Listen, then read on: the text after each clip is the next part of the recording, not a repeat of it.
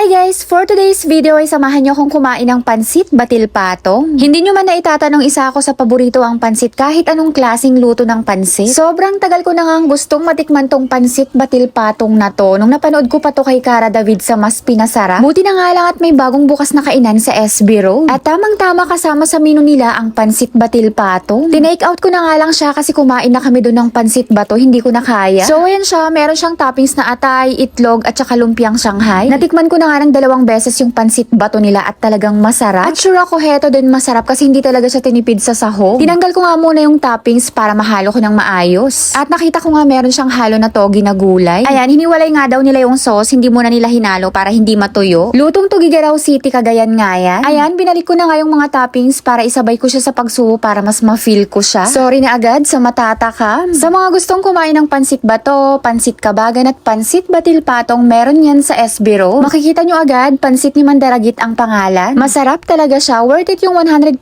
pesos, good for 2 na yon. Mas lalong mas masarap pag doon nyo kakainin. Masarap pa din naman tong tinake out ko pero syempre iba pa din pag dine in.